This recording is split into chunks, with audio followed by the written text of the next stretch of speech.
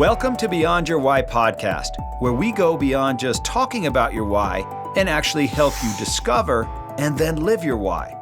You see, we believe that knowing your why, that driving force behind every decision you make and every action you take, is the essential first step to really knowing yourself. It allows you to move forward faster and have a bigger impact. If you're already a fan of the show, then you know that every week we talk about one of the 9 whys, and then we introduce you to somebody with that why so you can see how their why is played out in their life. This show will be more powerful for you if you've already discovered your why. If you still need to do that, head over to whyinstitute.com and discover your why today. It'll only take you about 5 minutes. Now, let's meet today's guest. Welcome to Beyond Your Why podcast, where we go beyond just talking about your why and actually helping you discover and then live your why. So if you're a regular listener, you know that every week we talk about one of the 9 whys, and then we bring on somebody with that why so you can see how their why is played out in their life.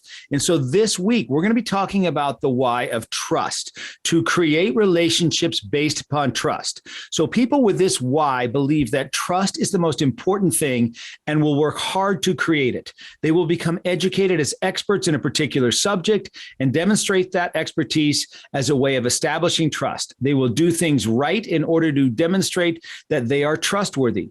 They want to know that you believe in them and will go the extra mile to demonstrate with their actions, words, and deeds. In communication with someone with this why, you might hear words along the lines of, "You can count on me." And so today I've got a great guest for you. Her name is Katty Douraghy, and she is President of Artisan Creative, a staffing and recruitment agency focusing on digital, creative, and marketing talent, and founder of Inspiring Hiring, an online resume and job posting portal. Katty is also a team and retreat facilitator working closely with entrepreneurs to become better versions of themselves. Katty is the podcast host for the Artisan podcast, sharing stories of creativity and inspiration. She is also the author of The Butterfly Years, sharing the lessons learned during a long period of grief and mourning that led to a path towards hope. Her last project, the Butterfly Years Journal, a daily journal from grief to growth, came out in January of 2022. Katty believes we all have a story to share and that our greatest journey towards hope and healing is through self-reflection and discovery. Katty, welcome to the podcast. Thank you, Gary. Thank you for that illustrious intro. I appreciate it. Well, I've been looking forward to this for a while, and we've been talking about doing this for quite a while because you are very familiar with the 9 whys and the YOS and all of this because you've been, you've been doing this for quite a while. So let's first learn a little bit about you. So first, tell us about your name, Katty. Better spell it for everybody because I don't know that I know anybody else with that name. Absolutely. Happy to. It's short for Katoyun, which is a fictitious princess's name in old Persian folklore. Ah. Yeah. So all Katoyuns are Kattys because no one can pronounce Katoyun. So here we go. And so where did you grow up? Where were you born? Tell us what you were like in high school and kind of take us on your journey. I grew up in Iran until the age of 13, and then we immigrated because of the revolution in Iran. So we immigrated first to England and then to the US. So high school years were actually very tough for me. High school years were during the time that the hostages were taken. So the last thing I wanted to do was be Iranian. And I really tried very, very hard to suppress that side of me and my identity and kind of just shove it aside. I pretended I was Italian. I passed for many different cultures. So I pretended I was Italian, Mexican, Indian, you name it, anything but Iranian. And it's taken many, many years to settle into who I am. And I think for many years, I thought I didn't belong anywhere. Now I realize that I actually belong everywhere. I'm a mixture of East and West and everything in between. So that is me in a nutshell. So you were in England during that time. Is that what you said? Or were you during the hostage? US. We were in England for a short time right after the revolution. But by the time we moved to the US, it was around the time when the hostages were taken. So high school was not fun. Where was high school? High school was in Northern California in a town called Cupertino, which everybody knows now because Apple is there. Apple wasn't there back then. And actually, it is the same high school that Steve Jobs and Steve Wozniak went to, Homestead High. So, did you know him? No, they were before me. Okay. Yeah. So take us into what it was really like back then. What was a day in the life of a Iranian gal in high school like going to, what was it like going to high school? High school was tough because I started high school in the middle of 9th grade. So high school is not easy at any age, regardless of, being a foreigner in the middle of the high school years. And then add to that what was happening out in the world. And I think at the time, many people didn't really know where Iran was, and they only associated Iran with the Ayatollah or with the hostages. So it was a tough time. The beauty of what was happening during high school was that my cousin also lived with us at the time. She immigrated and her parents were still overseas. So she came with us and lived with us. So for the first 3.5 years of high school, I had her. She was my security blanket and I stuck to her really, really closely. And then she graduated early. And she left to go to Texas. And so for the last semester in high school, I had to figure out how to navigate waters. And as tough as it was actually good for me not to have that security blanket. I think it allowed me to put myself out there. My English was good. It wasn't great, but it forced me to become great. I even became an English literature major in college. So something happened during that last year. It forced you to trust yourself. Yes. And so then where did you go to college? So I went to college in Santa Cruz, also in Northern California. But it's interesting you say that, Gary. I think in the beginning of high school years, I really didn't trust anyone else because I didn't trust where I was coming from. And it took me a while to recognize that and just recognize that I was on solid ground as who I was as a person. So by the time I went to college, it was when I had started to learn how to spread my wings. And then it was a completely different story. I was out there. I had lots of friends. I was incredibly social. So I kind of came out of this chrysalis. Clearly I've used the butterfly chrysalis analogy, it seems, throughout my life. But in high school, I was in this dark place. And in college, I came out and I was the social butterfly. I was everywhere and really just came into my own. And I think found my voice then. It's interesting to think about somebody with the why of trust, not even in your circumstances, but just in general, having to go through high school. And, nobody trusts themselves in high school. Nobody knows, at least most people don't. I know I didn't. You don't know where you're going, what you're about. It's very challenging anyways. But with the why of trust, seeing as the most important relationship is your relationship with yourself, that can cause a lot of anxiety, I'm sure. Oh, absolutely. This whole notion of self-trust, it wasn't there. I questioned everything I did, everything I said. And then if whatever I said didn't land well on someone, then that little voice in my head was like, okay, you did this wrong. And, that is just such a difficult thing for a young person to go through. It can really set the stage for self-doubt in later ages. And I'm fortunate that because of the trust that I was able to gain later on in my college years, it didn't end up having a lasting impact. Okay, so off to college in Santa Cruz. You majored in English or literature, you said. I did, English literature. And then what did you do with that? Nothing. I didn't do anything with it. I did learn how to speak English better, which I certainly needed that for, having, living here, and this is home for me now.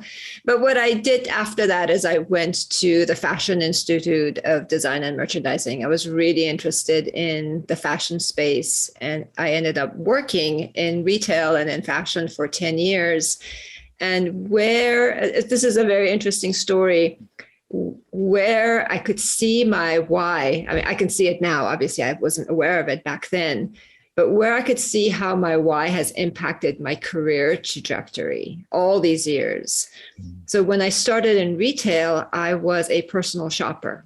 And we would get into dressing rooms with people to help consult on fit and color and shape and analyze body shapes to be able to make recommendations. There is nothing more intimate than being with someone who is trusting you to undress and allow you to, give them some feedback as to what could be a stronger, better version of themselves. This is through clothing and through fashion. But when I look back on how my trust manifested itself, that was so powerful to be able to do that. Wow. And so how long did you did that? 10 years, you said? And then I did that 10 years. And then what happened after that? And then my husband, Jamie, who you know very well, recruited me to come and work for his company, which is the staffing and recruiting firm that I currently own and run. And he was like, you have all this experience, you've managed these larger teams, larger dollar amounts, I could use your help. So I did. And that was an interesting thing, starting to work with your spouse. And we had to define roles. And I think that's where trust also had to really come into play, is him trusting me that I could run this business that he had started and he had founded, and me trusting myself that I wasn't going to let him down. And that I was going to do things the right way to hopefully grow the business. Okay, so for the listeners that aren't familiar with Jamie, Jamie is Katty's husband, and I've had him on the podcast before. And Jamie's got a fascinating story about how he discovered his why down in Argentina, and then on his way back decided he was going to put you in charge, right? You became the CEO. Yes, all because of the why, Gary. No. I should tell this story to your listeners. Yes. So Jamie went on this trip to Argentina and had an opportunity to discover his why while he was on this trip. And he comes back and he says, I figured out my why. I know what I'm going to be doing next. I'm stepping out of the business and it's all yours. And I was like, what? You're doing what? And it was the beginning of this beautiful relationship, understanding our whys, and as a couple, understanding our whys and being able to communicate through that has been incredibly powerful. So I can't recommend it enough for anyone who's discovered their why to really encourage their spouse and partner to do the same, because it does impact how we communicate with each other, how we show up for each other. So yeah, thanks, Gary. Yeah, thanks for making me the CEO, and let my husband roam free. But, it's interesting because you have the why of trust and he has the why of contribute, and that is a particularly good match. Those two together, you want to make sure that you create trust for him, and he wants to make sure that he contributes to you. And it doesn't get any better than that. That seems to be the combination that I have seen over time work the best. And you two happen to have that. Well, what I don't know, though, is how did you meet Jamie? We met at a Halloween party. Okay. So for your listeners who may know his story, Jamie is a fencer. So he was at this Halloween party in full fencing garb with his mask and his weapon and all dressed in white. And I was a cat, which, not very imaginative, but I was, and a Persian cat, Yes, of course. And so the party was at a restaurant that had closed down for that evening. And they had all these Halloween decorations everywhere. And they had, gourds and pomegranates and just as part of the decorations. And I love pomegranates, a huge, huge fan of it. So I was like, maybe, does anybody want to share a pomegranate with me? And Jamie stepped forth, and even with his pristine white fencing outfit. He cut into this pomegranate, and that was it. So that was 20. So we met 30 years ago this year. Oh my gosh. Wow. Yeah. Okay. So you took over the Artisan Creative, and then now you have been running that for how long? Because I know now you have some other interests as well on top of that. Yes. So I've been running the business now since 2012. Okay. And I'm passionate about it. I think my why shows up there every day. In the recruitment space, if you cannot establish trust between both, hiring managers, but specifically also with candidates, it takes a lot of trust for someone to leave a job and trust you that what you're presenting to them is the better opportunity for them. So I see that come into play on a daily basis. So trust really shows up in my everyday interactions. So I've been running Artisan for 12 years. I have a great team. I'm still very involved, very hands-on day to day. But I'm also passionate about a lot of other things. I'm passionate about facilitation, bringing people together, creating a space so they can have a trusted conversation with each other. So I'm very active on that side. And as you mentioned, a few years ago, I embarked, finally using my English literature degree, embarked on this journey towards hope because of some personal tragedies that had happened in my life. I just knew I had to tell the story. So let's talk about that for a minute. You wrote a book called The Butterfly Years, right? Correct. And what is the book about, and who is the book for? The book is about my journey through grief. So in 2011, I lost my stepmother in January, my father in February, and my mother in April of that year. And 2 years later, I lost my cousin, Melise, the same cousin who lived with me for years that we went to high school together that I mentioned. I lost her as well as my uncle. And then that was compounded by the loss of my stepdad 2 years after that. So for a 4-year period, it was a pretty dark time. Wow. And one that was really, this journey of grief was so overwhelming for me. I wasn't sure what and how to navigate it, while at the same time as I was going through grief, life was around me and love was around me. And I was just in this space of this duality of love and loss, death and life, and all of that. And I just had a hard time coming to grasp with it. But once I did, I thought it was important to share that with other people. And that's kind of what forced me, I needed to get this story out. And I think the story, sharing it was very cathartic to put it out there. But really my goal was to be able to help others who were going through what I was going through and what I had gone through and what I had learned. So the story initially wasn't intended to be a memoir. It became one. I can only assume that some people up there wanted to have their story told. The journal was intended to be the only thing I was ever going to create. I wanted a self-help manual for other people to navigate this journey. But clearly my story needed to come out first. So it did. And the reason that it took so long for me to write it took me 3 years to write this teeny tiny little book, was going back to trust. I needed to make sure that I honored the legacy of my parents. So the book is specifically about my mom and my relationship with her, but other people, obviously their stories are in there too. But I wasn't trusting myself that I was telling her story in a way that was the right way.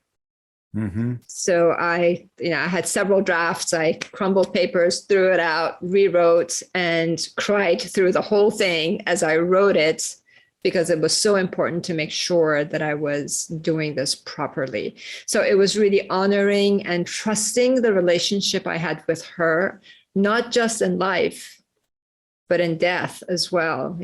I knew her story was going to continue by my writing about her. And it just had to be done the right way. So what is grief? Grief is different things for different people. And that's, I think, my biggest lesson here is there really isn't one way to grieve, to experience loss. What it was for me was a mixture of emotions. For some reason, I had read about grief and going through grief, and I just thought it was this linear thing that you went through anger, then denial, then this, then that.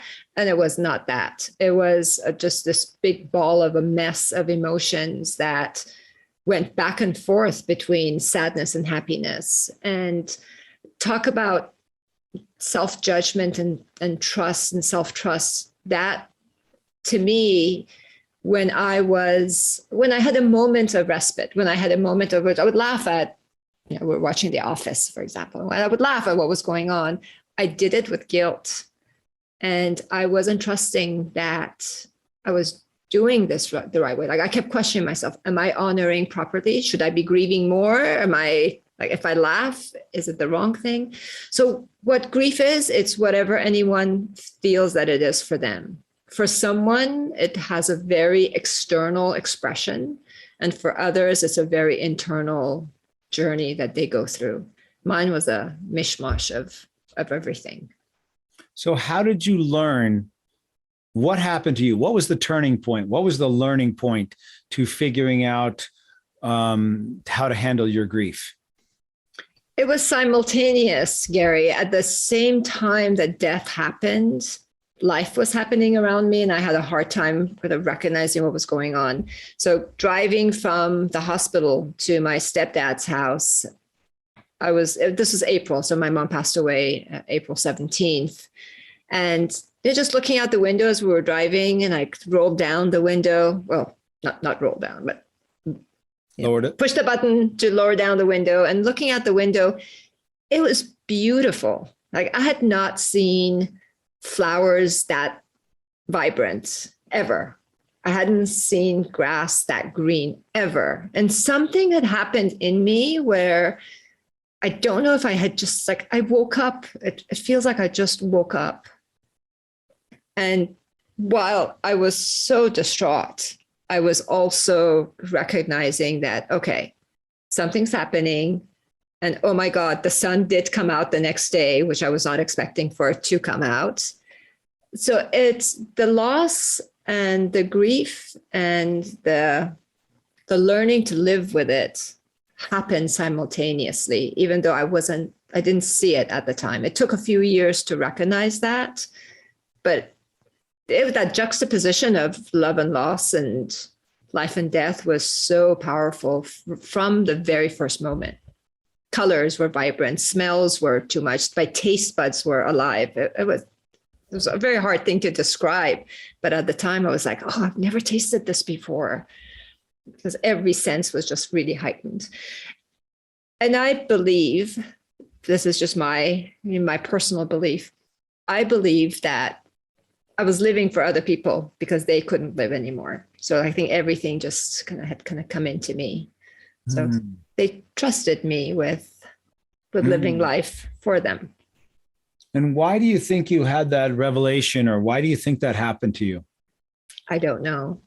If I could pinpoint what happened, I would definitely have another book in me to be able to share that with others. I don't know what happened. All I can think about is at the moment when I watched death happen, when I witnessed my mom take her last breath. I think that's for the first time I realized how precious life was, and that this was my opportunity to continue living and live it like I've never lived it before. I mean, I took over Artisan that same year, like within a few months of the loss happening. So something just, the switch was turned on, and I was like, okay, I'm going to say yes to everything. I'm going to just take life by the horns and go for it. So that's my only explanation, is that witnessing death somehow sparked life within me. So let's go back for a minute then. What was the turning point that you had from high school to college that sparked the scared Katty to the outgoing, creative Katty? What was that moment that allowed you to switch? I think it was community. It was having a belonging, having a community that had acceptance, and with that acceptance came this realization, and kind of going back to my why, came this realization that I could trust myself, I could trust others. That was a really big piece of it. In high school, I really didn't trust others either. But in college, I could. And everyone was from somewhere else. So we were all starting at the same footing. Whereas in high school, I entered in the middle of this tumultuous period, right? This tumultuous, what was happening in the world. And in high school and college, we all started the journey together. But it was really having this acceptance and being in a community that accepted me, allowed me to, just trust myself. Wow. And then when you had all the challenges with the family members passing, it seems like you were able to start anew again. Yes, 100%. 100%. And again, that goes back to community as well. Mm-hmm. As you know, I'm very, very involved with the Entrepreneurs Organization, with EO. And I had several opportunities through my volunteer work with EO to share my story and to be part of a community that really appreciated hearing it, and have other people come up to me and say, no one's talked about grief like this before. Thank you. To be able to have that and realize that, okay, you know what? We don't talk about death. No one wants to talk about it, but it's a reality for all of us.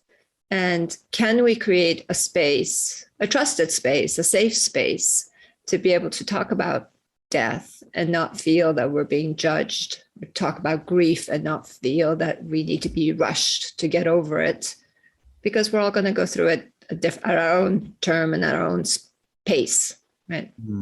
So in a certain way, the death, all the challenges that you went through, the death of your family members, ended up being a positive.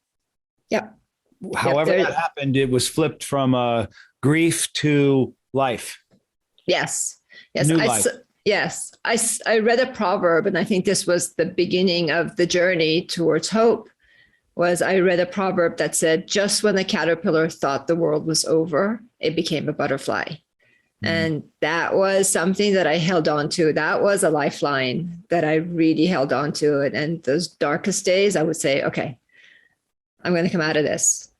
This is a darkness. This is a chrysalis. I'm going to come out of it, and I'm going to be a butterfly, and I'm going to take wing. And there were many days that I doubted that, but just put one step in front of the next. And that's really what got me through. So when you're done with grief, is it over, or is it still linger, or is it still pop up every now and then, or how does that work? It pops up all the time. I don't think it's over. I don't think. There was a time that I thought maybe one would heal from it, but I've realized that is not the case. We learn to accept it and we learn to live with it, but it's there. A smell triggers it, a picture triggers it, a memory triggers it all the time at the strangest of times. It just comes up. And it's a beautiful thing. I actually don't mind it coming up. I don't want to ever forget. And it's a reminder for me. And that's a good thing. Mm-hmm. So from there, then you and Jamie have started to work with couples in the EO organization, right? Yes. And now what's your focus with your couples work? So I spend quite a bit of time on communication, on triggers, and really I think my secret sauce, or my secret power, if you will, is to just create a safe environment for people to have conversation. And trust is what the dominant force is there, right? Is if I can create a space where people can trust that they're going to be safe, that they can share whatever they want to share without judgment, then I've done my job. So that's really what Jamie and I spend our time with. Jamie obviously speaks about the why and the communication between couples and how important that is. But a lot of what we do is also experience share, because knowing what our whys are has been a huge transformation in our relationship. I'll give you a little example. So back in the day, before we knew what we know now, Jamie would get a little annoyed with me, to put it gently.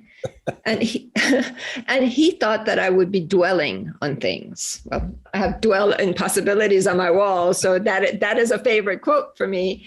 But he had a hard time recognizing why it took me a while to get over things.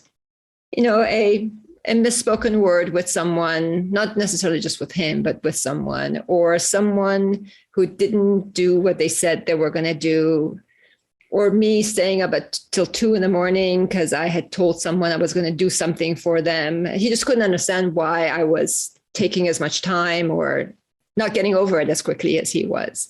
And then when we went through our why discovery and recognized that creating relationships based on trust is what is my driving force, then he understood. And since then, he's never once asked me, like, why are you still dwelling on this? Why are you working till 2 a.m? He knows that it's coming from a place that I just have to do it. Mm. Well, I can imagine that you have taught him that as well, creating a safe space, because he does that as well. At least, maybe not in his marriage, because sometimes that can be harder, but for other people that know Jamie, he's very much, that's what people say about him. Exactly. And he does it very naturally, and he does it because his why is to contribute. So he does it from that point of view. He's creating a safe space because he's contributing to the greater good so people can have conversations with each other. So our end goal ends up being the same. Yeah. And so you work in larger groups, or is it like 5 couples, or what size groups do you work with? And then kind of what do you do with them? So, and what do you call the workshops that you and Jamie do? So the couple sizes differs at anywhere from 10 couples to larger. We've done it for about 8 couples, probably is the smallest group that we've done it. We're not couples counselors, so it's not a one-to-one thing with couples. What we do is really just give them the tools so that they can have, they can communicate and talk about things that maybe they don't naturally talk about. So it's really facilitating conversations and asking questions from a curiosity standpoint so that they can feel comfortable to be able to answer that with each other. So there's obviously Jamie does the discovering their whys with them, creating a space so they can have a conversation around that. We utilize some of the tools. I talk about triggers and how couples get triggered, and how getting triggered is not a bad thing. It's how we behave after we're triggered. That's the bad thing. So a trigger could actually be a positive thing. It's part of some learning that I've had with Marshall Goldsmith about triggers, and just a variety of other things about listening. We talk a lot about listening, and just we laugh about it too, because we're experience sharing. So I'm not sharing anything with anyone that I haven't gone through myself. And there's a lot of humor in that. I bet. So let's talk about triggers for a minute, because that's an interesting thing for me. And because I was a dentist for so long, and people would get triggered by the dentist. They'd walk into the dental office and they would get triggered by a smell or by a look or by whatever. And how do people overcome? Do you overcome a trigger, or do you just roll with it? Or how do you handle?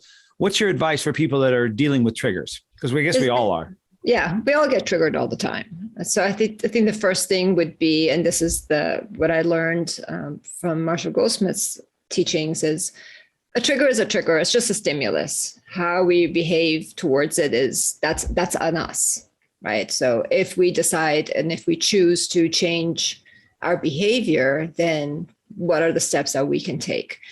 So an example in that is my mom. She passed away from lung cancer. And she smoked till the very end. I think just the last week when she was in the hospital was the only time she didn't smoke. So I would get triggered every time I would walk into her house and I would smell the cigarette smoke. I would get triggered. And in the beginning, I would get into an argument with her. Why are you smoking? It's not good for you. Don't you know you're sick? Of course she knows she's sick, right? And then I realized one day that, her time is limited. And if every interaction with her is going to be a negative interaction, that's the last thing I want. So I was still triggered by the cigarette smoke. But what I learned to do was to change my behavior. So I would walk into the house, I would smell the cigarette smoke.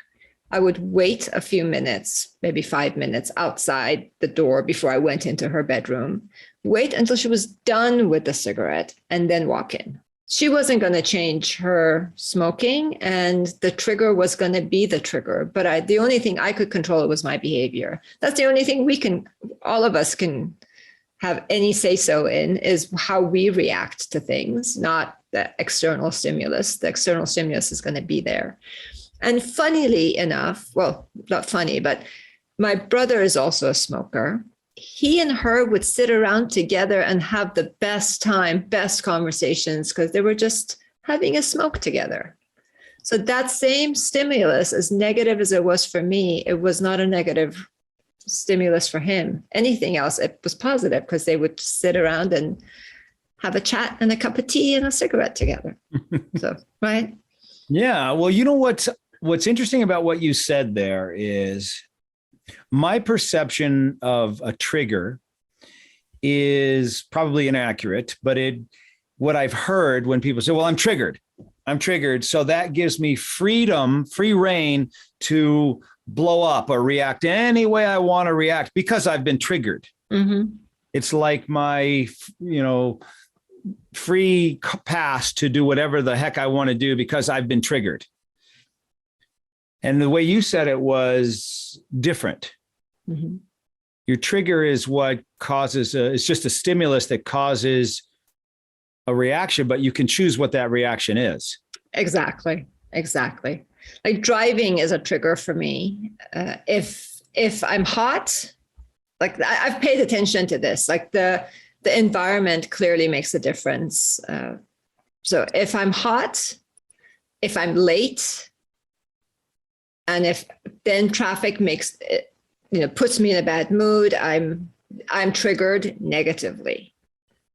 But if I'm not late and if the AC is on and I'm not hot, so temperature and punctuality are triggers for me. Maybe because of the trust thing. Maybe if I'm late, right? I didn't, and it wasn't the right way either. So I didn't do what I said I was going to do.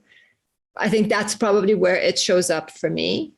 But if I'm not late, I have all the time in the world. You could put me in traffic and I'm not triggered at all. I'm listening to music. I'm listening to an audiobook. All is good. Actually, I'm enjoying the extra time that I have. But the traffic is the stimulus. So last question for you, Katty. Yep. What's the best piece of advice that you've ever been given, or what's the best piece of advice that you've ever given to somebody? Trust yourself, because it took me many, many years to get there and realize that all the tools, very similar to triggers, all the tools are within me. I just had to trust myself to be able to rely on those tools. I've sharpened those tools over the years. That's awesome. So Katty, if somebody's listening to this and they say, I would love to connect with you, and I would love to see about maybe having you come work with our group, or, connect with you about Artisan, what would be the best way for them to connect with you? I'm on LinkedIn. So LinkedIn, Katty, you'll find me, Katty Douraghy.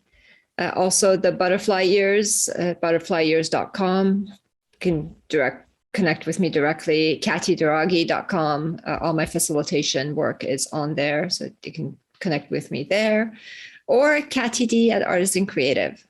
So you better spell Katty and Douraghy.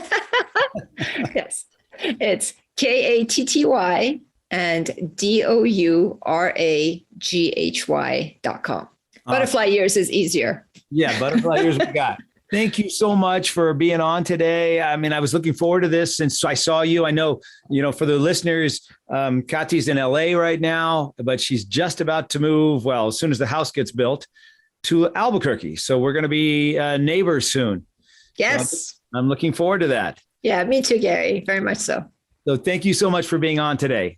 Thank you. Thank you for having me. Okay, take care. Okay, bye-bye.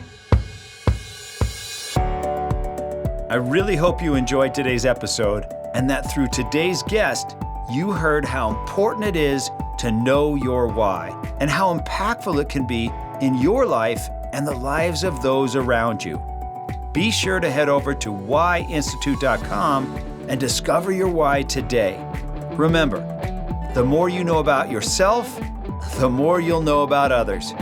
I'm Dr. Gary Sanchez, and I'll see you on the next episode.